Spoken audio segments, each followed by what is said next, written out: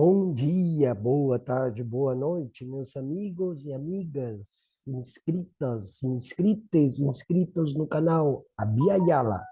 Isto é Comunicação Popular, Nômade e Pluriversal.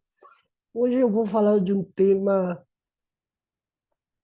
que está sendo muito comentado, caiu já nos ouvidos de uma grande maioria, ou de uma significativa maioria da população, embora a maioria não compreenda o que significa e quais são as ressonâncias que tem na população, na vida cotidiana, né? Sabemos que a história desses vencedores, né? Lembrando mais uma vez o filósofo Walter Benjamin, é a história contada através de troféus, de honrarias, de confrarias, congratulações, bajulações, e troca também de presentes, né? Vejamos o que está acontecendo aqui no Brasil, né, com essa história das joias, né, que vai repetindo um fato que já vem do passado, né? E aqui eu quero entrar no tema que é a centralidade desse nosso encontro, que é sobre a dívida pública brasileira. E aí, então, entra, primeiramente, a questão das joias. E, como muitos já devem saber, Dom João VI, né, ao chegar ao Brasil, fugindo lá de Portugal, né, mais um dos tantos fugitivos, né, é, pega empréstimo, né, para a coroa portuguesa, pega empréstimos, utilizando-se de joias e metais preciosos, né, como garantia de pagamento. Quando decide ir embora, em 1821, foi isso, né? Acho que é 1821, que eu tenho tudo aqui anotado. Eu estou aqui com as minhas agendas, sempre eu vou anotando tudo para não me perder e, de alguma forma, trazer um pouco de clareio, né? Um clarão, né? Para entender o que no fundo está acontecendo hoje, no presente, que vai repetindo coisas do passado, né? Pois bem, Dom João VI vai embora lá pelo ano de 1821, século XIX, né?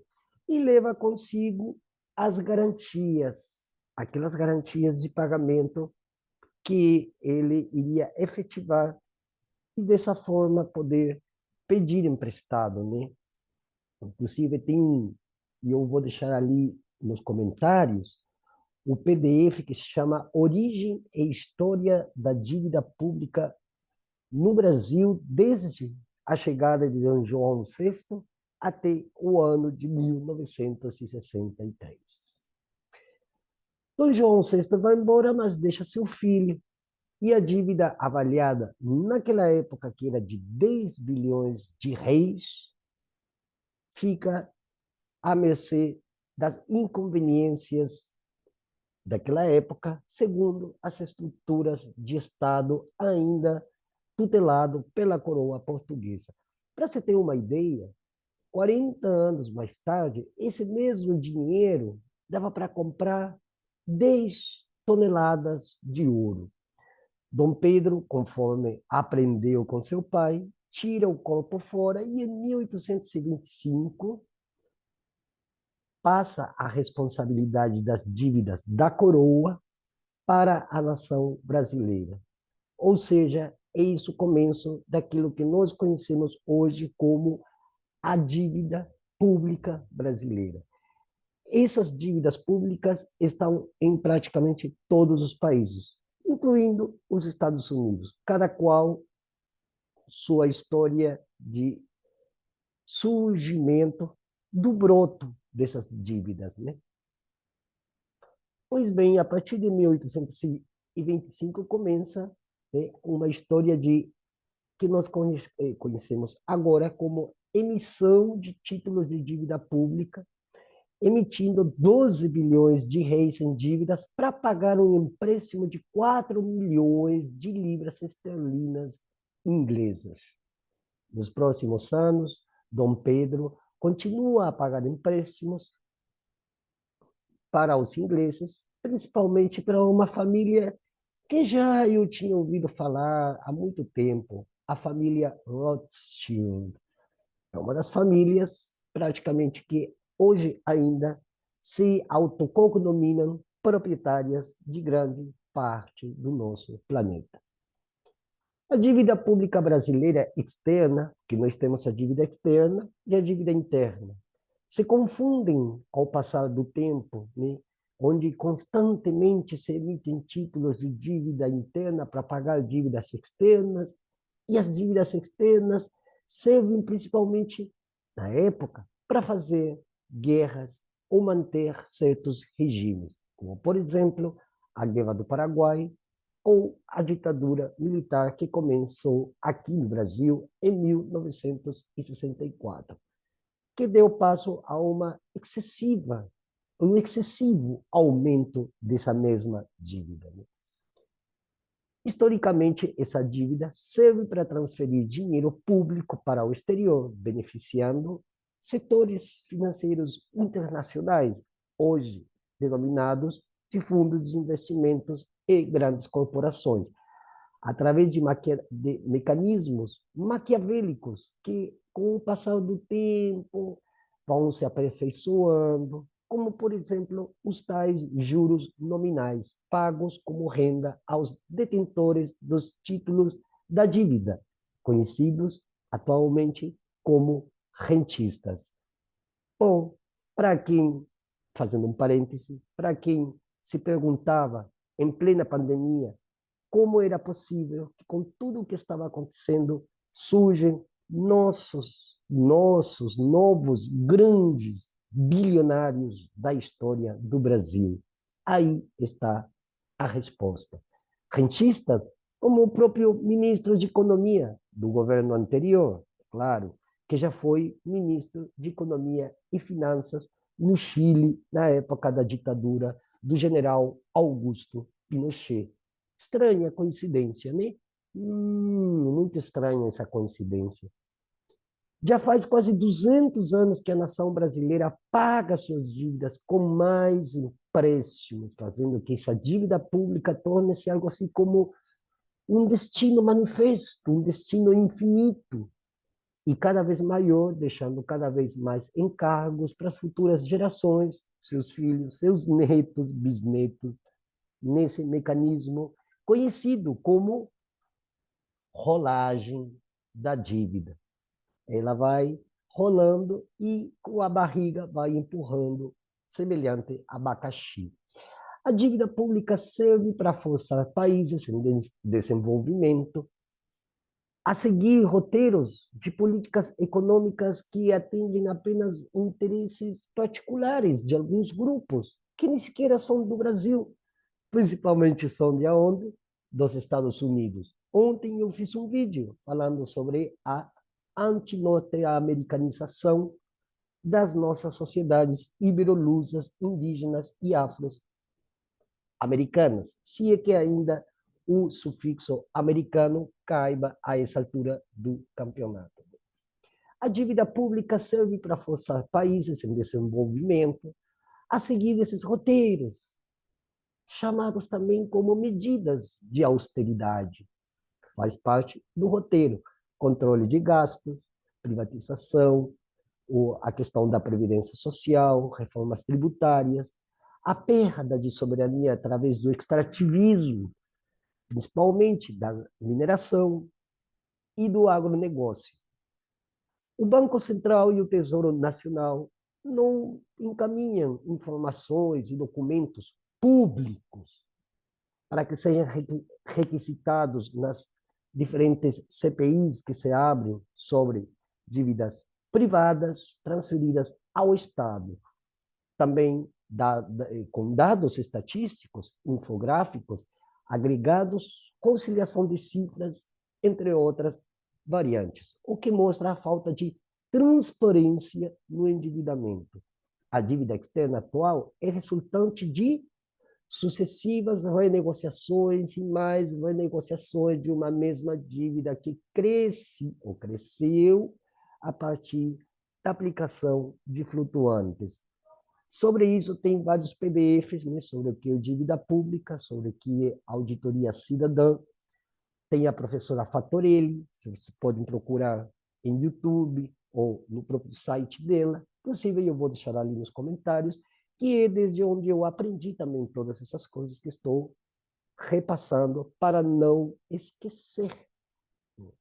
O Estado constantemente assume dívidas de particulares para salvá-los da falência. A todo momento vemos pacotes, mais e mais pacotes bilionários para o setor financeiro. Isso não de hoje, isso não de ontem, isso não de ontem, senão que desde que surge a República do Brasil, ou os velhos Estados Unidos do Brasil, então esse processo, esse mecanismo, essa roda da desfortuna gira até os dias atuais e continuamos empurrando, como eu falei um pouco antes, esse abacaxi, colossal abacaxi, que parece que não tem solução, né?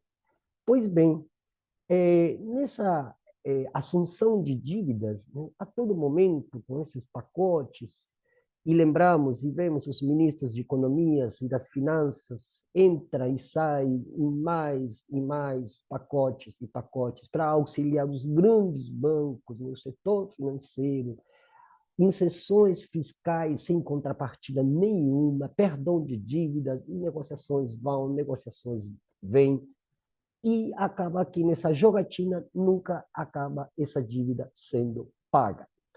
O mundo deve, hoje, 300% do que produz num ano inteiro. 300%. A dívida global bate recorde. E aqui tem um link que eu vou colocar da Folha de São Paulo, embora não seja muito afeito e afoito a esse jornal, mas traz uma importante notícia referente a esse fato que estou comentando. Economistas sempre esperam uma crise maior de endividamento, mas que é cíclica. E são os países denominados ou mal cognominados em desenvolvimento. E somos os que mais sofremos esses efeitos negativos. Como somos subdesenvolvidos, ou seja, estamos embaixo ou abaixo de qualquer desenvolvimento, por causa dessas dívidas, os países nunca conseguem ressurgir, ou melhor, reflorescer, expondo inclusive um provável instrumento econômico que o que nós estamos vivendo até o momento atual, macabro, e que provém desse setor financeiro, que é um parasita do dinheiro, mas que vive do dinheiro público mundial. No caso brasileiro, apesar dos luxos da classe política dirigente, os gastos e investimentos do Estado, pouco tem a ver com a dívida pública, ou pouco se preocupa por trazer esse tema transcendental para a economia brasileira.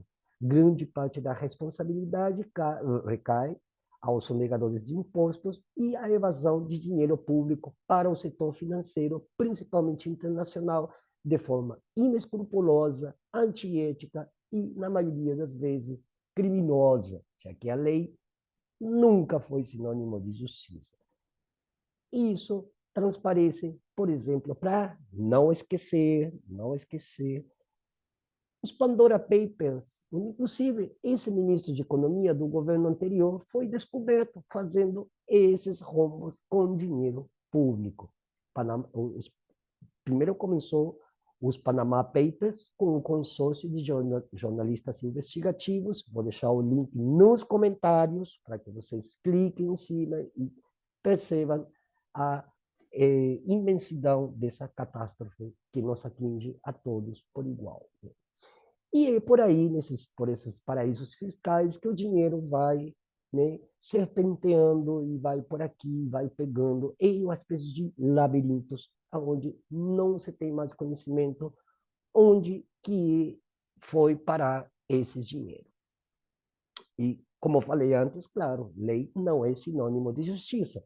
Existem, inclusive, leis internacionais amparadas pelo próprio direito penal internacional e pelo próprio direito internacional público e privado, que supostamente cancelaria, ou pelo menos interditaria esses caminhos. Mas não, bonito no papel, na realidade, não acontece. Agora, não podemos pagar, simplesmente deixar de pagar a dívida. Os bancos, eles são proprietários do seu dinheiro. E é geralmente a partir desse dinheiro seu, de vocês, meu dinheiro também, quando a gente vai, inclusive, no supermercado comprar um quilo de arroz, um quilo de feijão, é com esse dinheiro que fazem essas operações, essas falcatruas, essas negociatas de quinta categoria com essa dívida pública. Se você tem aposentadoria privada ou faz parte de algum grupo de investimentos, dinheiro no, por exemplo, o Nubank ou no PicPay, possivelmente tem seu dinheiro investido em títulos de dívida pública sem que você saiba.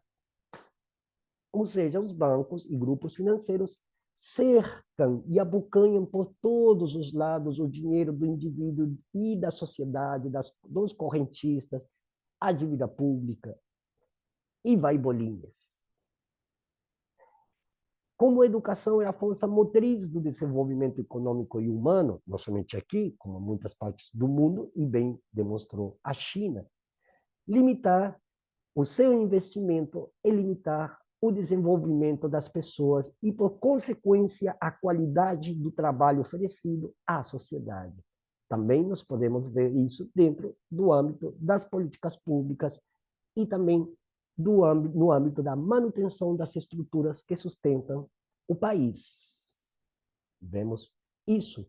Por exemplo, lembram, na época do Temer, quando se cancelou por 20 anos o direito de que as construtoras façam manutenção em pontes, estradas, linhas férreas, aeroportos, portos, e não há mais manutenção, porque todo esse dinheiro foi abocanhado por eles. Pois é, a dívida internacional do trabalho, perdão, a divisão internacional do trabalho, significa que alguns países se especializam em ganhar, e para que alguns países ganhem, outros têm de perder. Nossa comarca no mundo, que hoje chamamos de América Latina, foi precoce nessa movimentação. E aí, por isso que eu falei desde o início desse vídeo, dessa pequena aula, vamos tomá-lo como uma mini aula, que esse fato da dívida pública brasileira é um fato que se repete em todos os países, que começa realmente no século XIX. Aqui foi com Dom João, em outros lugares foi com outras figuras, mas que ideologicamente estavam atreladas a serem satélites dessas elites do centro, das grandes metrópoles, Espanha, Portugal, Itália, França, Holanda, Bélgica, Inglaterra e hoje os Estados Unidos da América. Que coisa, né?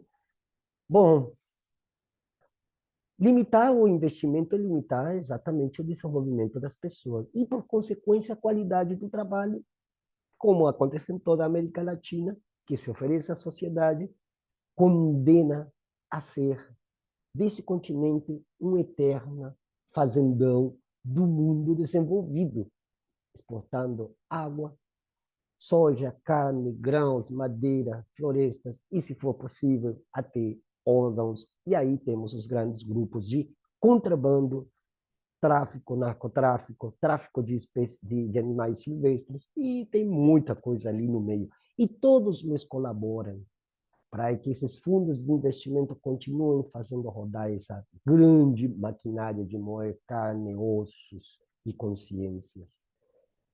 Pois bem, como a América Latina especializou-se em perder de os tempos remotos em que os europeus do Renascimento chegaram aqui, 1492, e se aventuraram pelos mares, conquistaram o Atlântico e o Pacífico, que nunca se chamou assim, cravaram os dentes na garganta palavras de Eduardo Galeano e as veias abertas da América Latina.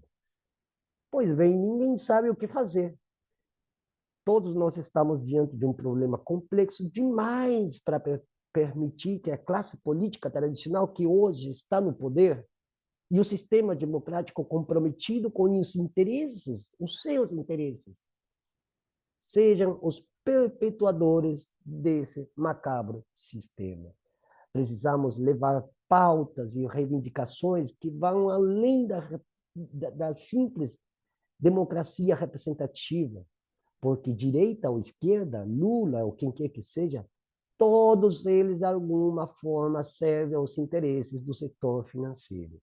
E com isso, não quero falar do Lula ad hominem, ou seja, contra a pessoa dele, senão que ele está dentro de uma estrutura de poder que ele não consegue ruir, porque precisa do apoio da população, precisa do apoio de vocês, soberanos. Vocês têm que sair para a rua e exigir do governo que se faça o que deve ser feito. Nem 1 milímetro a mais, nem 1 milímetro a menos. Esse projeto de democracia falida, o dinheiro e a tecnologia da informação, que também está sendo dominada por muitos desses grupos, desses rentistas, mas ainda são é o que nos resta para lutar contra esses mecanismos satânicos, se quer, que fazem com que as nossas democracias ibero-luso-americanas, indígenas e de matriz africana não consigam dar um passo à frente. Precisamos não apenas achar culpados, precisamos pegar os tubarões grandes e colocá-los no banco dos réus e que falem, e que digam onde está o dinheiro que tem sido desviado desde há mais de um século.